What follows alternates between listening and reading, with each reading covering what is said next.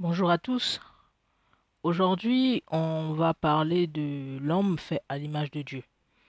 Et oui, en fait, là, ça va être la deuxième partie parce que il y a environ un an, j'avais déjà publié une vidéo avec le même titre. Donc, je l'avais publié le 5 octobre 2014. Donc, ça va faire un an et quelques mois maintenant. Et là, je reviens encore sur le même message parce que on va dire que c'est une suite. Donc, ça s'intitule tout simplement L'homme fait à l'image de Dieu, partie 2. Donc, ce que je voulais compléter, c'est que il y a quelques semaines, ça va faire environ un mois et quelques semaines, en me réveillant, en tout cas, je sais que c'était un matin, je me souviens que c'était un matin, en me réveillant, j'ai réalisé une chose. Nous avons été faits à l'image de Dieu, certes. Enfin, là, je vous parle des hommes, donc vous et moi. Hommes comme femmes, nous avons été faits à l'image de Dieu. Et selon la première vidéo que j'avais publiée, il était question d'un corps, d'une âme et d'un esprit. Et là, en fait, on va dire que ce jour-là, je me souviens plus c'était quand exactement, j'aurais dû noter la date, mais bon, je suis vraiment désolé pour ça. Mais je sais que ça fait plus d'un mois maintenant. Ce jour-là, quand je me suis levé, ce matin-là, quand je me suis réveillé, j'ai vu la chose sous un autre angle. Et donc, ça ne veut pas dire que ce que j'ai dit précédemment dans la première vidéo serait erroné. Non, ça, je pense que ça complète ce qui a été dit dans la première vidéo.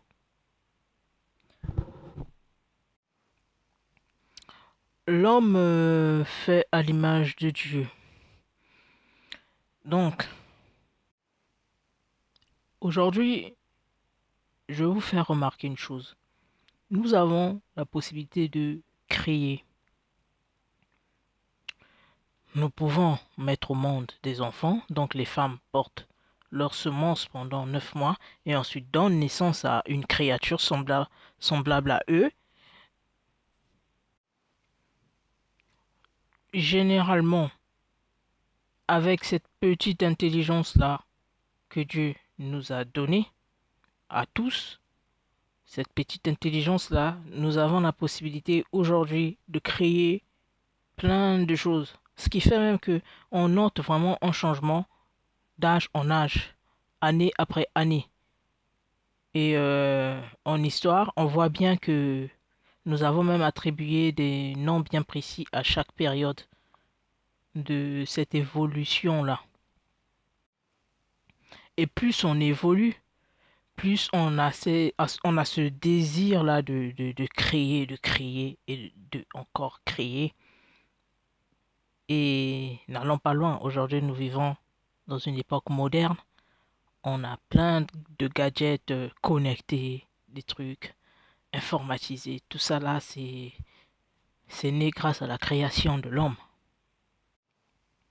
Il s'avère aussi que Dieu nous a créés. Est-ce que vous essayez un peu de voir le rapprochement? Dieu a créé le monde, il a créé tout ce qui se meut sur cette terre et il nous a aussi créés. Et plus encore, nous, il nous a créés à son image. Et nous ayant créés à son image, non seulement il nous a demandé de gouverner la terre, de bien gérer cette terre et aussi de nous multiplier. Il nous a également donné cette possibilité-là de créer. Ça peut paraître banal. euh, Premièrement, d'un d'un premier point de vue, je veux dire, ça paraît banal. Mais en fait, quand on voit la chose dans une dimension spirituelle, je trouve que ça a tout son sens. Et nous devrions en principe nous réjouir de cela, de cette faculté-là que Dieu nous a donné de pouvoir créer. Je vous fais remarquer une chose, sauf s'il y a erreur de ma part, sauf si je dis des bêtises. Satan n'a rien créé. Déjà, lui-même, c'est une créature. Une créature que quand Dieu l'a créée, Dieu l'a tellement créée avec amour qu'il lui a donné pas mal de richesses et c'était l'ange le plus élevé, si je ne me trompe pas, parmi les autres anges. Et il avait même, je sais pas moi, la responsabilité de diriger la louange. Vous imaginez dans le ciel. Donc, c'était un ange bien bâti et en tout cas à la tête des autres anges. Donc je vous laisse imaginer en fait tous les bienfaits et la grâce avec laquelle Dieu l'a créé.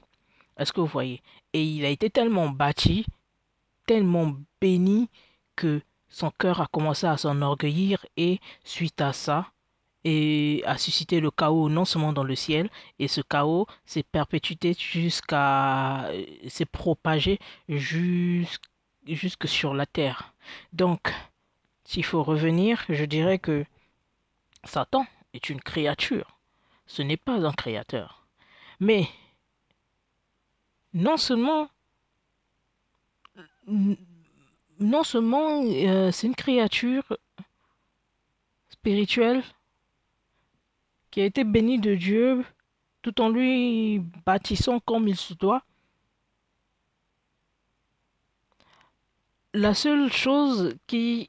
En fait, c'est à cause de ça, en fait, que je dirais que Satan est jaloux de nous parce que lui, il a été bien bâti sous un plan spirituel.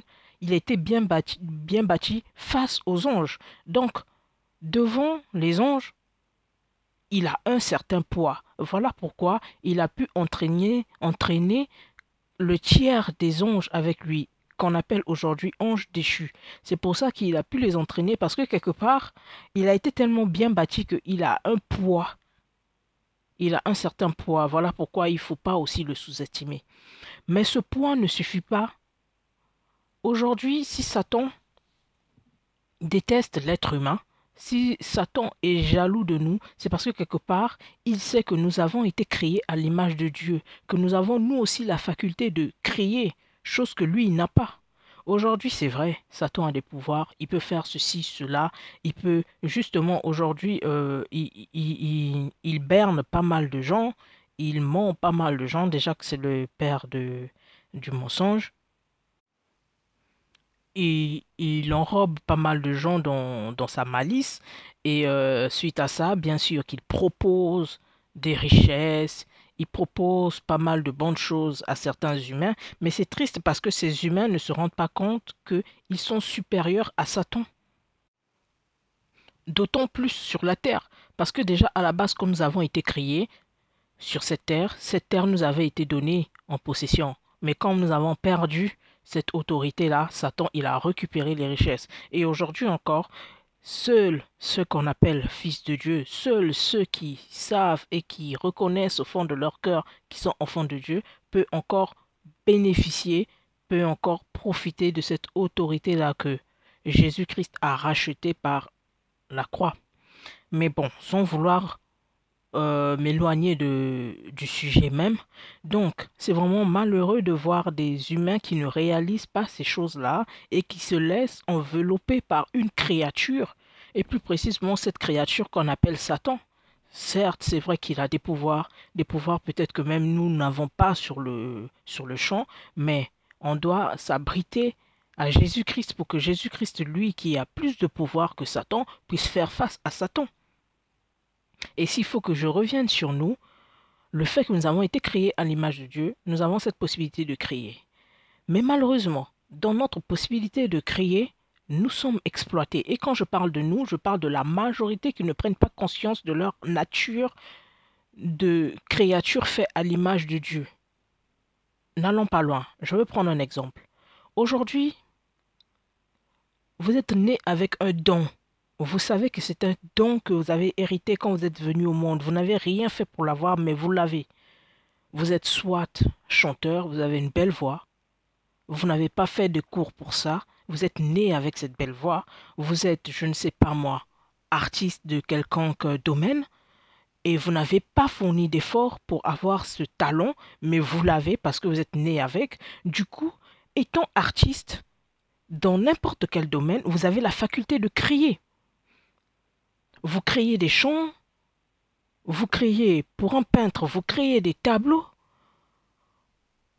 Vous créez forcément dans votre œuvre artistique. Vous créez, vous proposez quelque chose de nouveau. Vous partez d'un rien et vous finissez avec quelque chose. Il y a tout un processus qui se fait. Vous partez d'un rien et vous finissez avec quelque chose. Vous créez. Mais ce qui est malheureux dans tout ça, c'est que vous ne vous rendez pas compte du pouvoir que vous avez. Et vous laissez Satan vous exploiter avec ce pouvoir que vous avez. Pourquoi dit-on que Satan est un voleur? Mais justement, c'est à cause de tout ça. Aujourd'hui, tu es né avec un don talentueux. Tu es un artiste. Ça se voit, même si tu n'es pas réputé dans le monde entier, même si tu n'as pas de notoriété, mais ça se voit que c'est un truc que tu as en toi et que quand tu le manifestes, tu as cette possibilité-là d'impacter les gens autour de toi. Satan, quand il se rend compte que tu as ça, mais bien sûr qu'il va venir vers toi. Et quand il vient vers toi, il te fait des propositions. Maintenant, si tu es assez intelligent, tu comprends que là, en fait, il veut t'embrouiller, tu refuses. Mais si tu n'as pas cette intelligence divine-là de comprendre que lui, il vient non seulement pour te détruire, mais pour te voler aussi ce don, mais du coup, tu te laisses emporter par tout ce qu'il te propose. Et c'est malheureux pour nous parce que... Et après, vous allez me dire que je n'ai pas de preuves, je me base sur quoi? Mais c'est simple. Je n'ai pas besoin de vous faire un long discours, ni d'aller ouvrir la Bible et vous lire certains versets pour comprendre en fait que aujourd'hui, la majorité des artistes de notre époque, la majorité des artistes de notre siècle, de notre monde, se sont laissés envelopper par la malice de Satan. Tout simplement parce qu'en échange, on les a peut-être proposé la notoriété, la richesse de la terre. Et je dis que c'est malheureux. Surtout d'autant plus que moi, je sais, et je sais que c'est vrai, que si tu sers Dieu d'un cœur sincère, en esprit et en vérité, si c'est la volonté de Dieu, la richesse n'est pas un problème.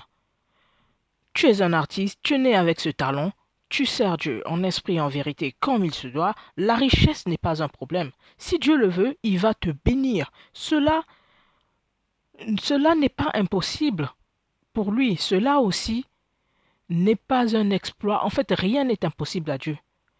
Un exemple. D'après ce que j'ai lu dans la Bible, Salomon a été le roi le plus riche de la terre. Et jusqu'à ce jour, si je ne me trompe pas, le roi Salomon, fils de David. Mais d'où tenait-il cette richesse? N'était-ce pas par la grâce de Dieu? Et même, n'allons pas loin, ces richesses que Satan vous promet, qui les a créées?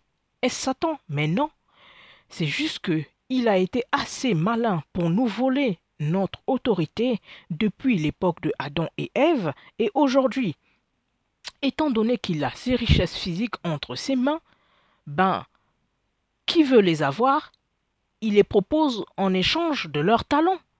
Voilà pourquoi aujourd'hui, pas mal d'artistes, ils ont ce don, ils sont nés avec, mais finissent par servir Satan. Ils servent Satan avec leur talent. Et c'est dommage, c'est malheureux parce que je suis sûr que je ne sais pas comment ça se passe, je ne suis pas encore morte, je ne sais pas comment ça se passe après la mort, mais je suis sûr qu'à un moment donné, ils vont se retrouver en face du Créateur. Et le Créateur leur demandera certainement, ou leur demande certainement, qu'avez-vous fait de ce talent que j'ai mis en vous? Si ce n'est que charmer le monde et emmener le monde dans la perversité. D'autant plus, s'il faut que je revienne encore sur cette faculté que Dieu nous a donnée de pouvoir créer, eh bien, dans la création, on note vraiment ce pouvoir. Regardez, il est plus facile pour moi de prendre exemple sur les artistes parce que c'est la chose vraiment la plus palpable et la plus concrète que j'ai pour pouvoir expliquer en fait ce que j'ai ressenti ce matin-là quand je me suis levé de mon lit. Je reviens encore sur les artistes. Aujourd'hui, parce qu'ils ont la faculté de créer, ils partent d'un rien, ils créent et à la fin, ils ont un truc, un produit. Par exemple, un chanteur, il a une inspiration, il écrit des paroles et tout, et la mélodie se joint à ça, du coup, c'est une belle chanson. Et regardez l'impact qu'il a sur la population. Surtout si ce dernier c'est allié avec Satan. Il a un charme sur le monde entier. Il a un charme sur le monde entier et il a cette possibilité-là de pouvoir influencer le monde. Et le monde, bien sûr, c'est inconsciemment qui se laisse influencer. Ils ne s'en rendent pas compte. Il y en a qui sont fans de un tel, il y en a qui sont fans de je ne sais qui, mais ils ne se rendent même pas compte dans leur fanatisme-là, le pouvoir que ces artistes ont sur eux. Maintenant, je ne veux pas rentrer dans cette dimension de, de l'impact que les artistes ont sur le peuple. Mais je reviens, parce qu'il ne faut pas que je m'éloigne du sujet, je reviens sur le pouvoir de la création. Je reviens sur le fait que Dieu, étant donné qu'il nous a créés à son image, il nous a aussi octroyé ce pouvoir. Sauf s'il y a erreur de ma part, parce que je ne sais pas tout,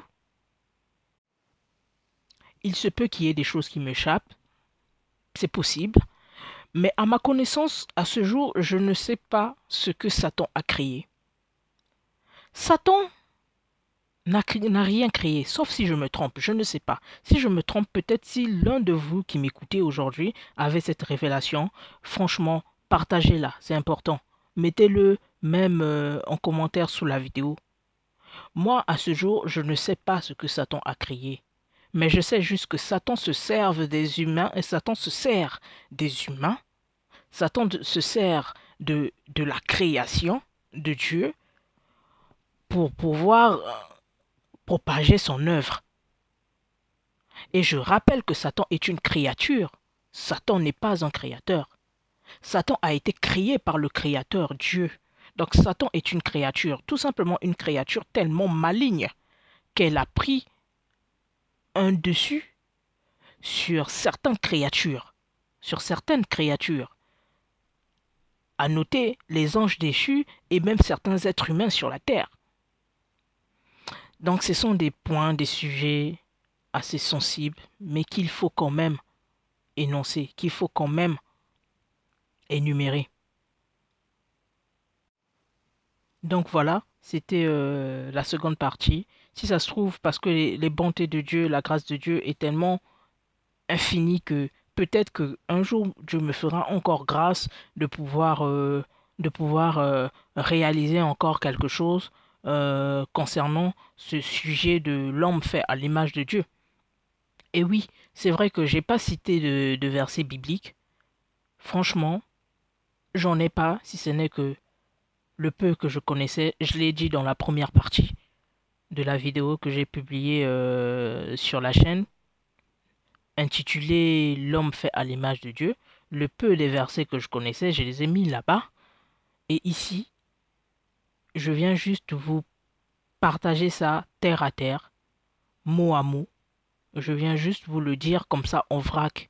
Donc j'ai pas de verset pour, euh, pour vous à vous proposer afin d'appuyer ce message, mais je pense que juste en écoutant le message et en regardant autour de nous, je pense que ça a un sens en fait ce que je viens de dire, ça a un sens ce que je partage. Et pour terminer, non seulement Satan se sert des hommes pour créer, en fait Satan, il est tellement intelligent à sa manière, tellement malin, qu'il est là. Il nous sonde. Il sait aussi qui est qui. Et si tu es faible, justement, il te lâche pas, il t'embobine dans ses mensonges et en fait, tu le sers. Et toutes les personnes qui ont été embobinées dans ces mensonges, Satan se sert d'eux pour créer. Aujourd'hui, si Satan a envie de propager quelque chose, si Satan a envie de propager un message qui, entre guillemets, a toujours pour objectif de pervertir l'espèce humaine, s'il a envie de propager un message qui va dans ce sens-là, bien sûr qu'il utilise les hommes, parce que dans l'homme, il y a le pouvoir de créer. Satan, il ne peut pas créer. Non seulement il y a ça, mais du coup, j'ai un exemple qui me vient à l'esprit. Durant les 10 plaies que Satan a... je mélange tout moi, je suis désolé, pardon. Durant les 10 plaies que Dieu a envoyées en Égypte, quand Pharaon refusait de libérer le peuple d'Israël via Moïse, durant ces plaies-là, nous tous nous connaissons quelle est la dernière plaie qui a fait que Pharaon puisse céder. C'est parce que les premiers-nés d'Égypte étaient morts.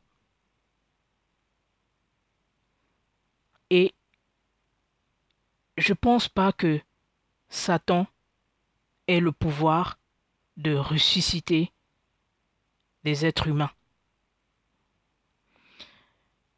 Les premiers-nés de l'Égypte sont morts, mais les magiciens égyptiens n'ont pas pu ressusciter ces premiers-nés. Et c'est là en fait que Pharaon a cédé. Un autre exemple, bien avant que Jésus-Christ n'arrive, si ce n'est Élie qui a ressuscité un enfant par une prière, et peut-être encore d'autres serviteurs de Dieu, si j'ai oublié peut-être ou si je me trompe. Mais à ma connaissance, je sais que Élie a ressuscité un enfant. Donc si ce n'est que Élie et Jésus lui-même en venant sur la terre qui a ressuscité aussi un enfant, et Lazare, j'en connais pas qui ont fait ces exploits. Et mieux encore, j'en connais pas. Si ce n'est que Jésus-Christ, j'en connais pas qui sont morts et qui se sont ressuscités eux-mêmes, sans l'aide d'une prière d'un serviteur ou d'un homme de Dieu. Là encore, j'aimerais juste souligner la grandeur de Dieu. Dieu crée la vie. Dieu a créé la vie. Et il n'y a que Dieu qui a le pouvoir et la faculté de donner la vie. Vous allez me dire que, oui, ma sœur, il y a des gens qui vont voir des féticheurs pour avoir des enfants et ils ont des enfants. Il y a des gens qui vont faire ceci, cela, telle pratique occulte pour donner vie et ça aboutit. Je vais vous dire une chose. Je ne suis pas experte en pratique occulte. Je sais pas grand-chose de ce monde. Mais moi, je pense que si aujourd'hui, même après avoir fait vos pratiques occultes, machin, et que vous arrivez à donner vie, quelque part, glorifiez Dieu, s'il vous plaît. C'est Dieu qui a permis cela, c'est pas Satan. C'est pas votre magicien qui a permis cela. Je vais vous donner encore un autre exemple. Aujourd'hui, beaucoup sont dans l'impudicité, et dans cette impudicité-là, ils arrivent à avoir des enfants.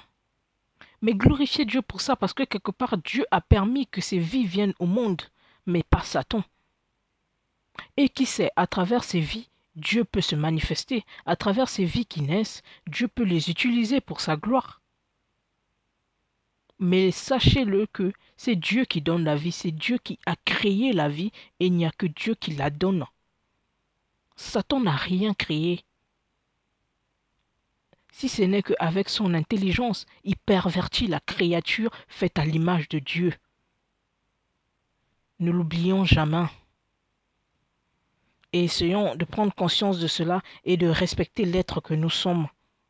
Essayons de glorifier Dieu dans tout ce que nous faisons en nous rappelant que nous avons été faits à son image. Un autre point aussi que je veux souligner avant de terminer. Aujourd'hui, d'un point de vue général, en tout cas moi je constate, et je pense que je ne suis pas la seule, je constate que l'être humain, dans sa nature de pécheur, a tendance à s'opposer à Dieu.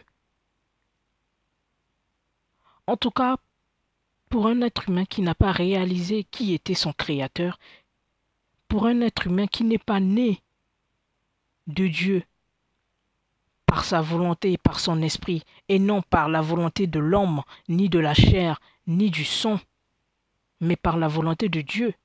Si un homme n'a pas encore traversé cette étape-là, si un être humain n'a pas encore traversé cette étape-là de devenir enfant de Dieu, et n'a pas encore réalisé qui était Dieu pour lui et pour le monde,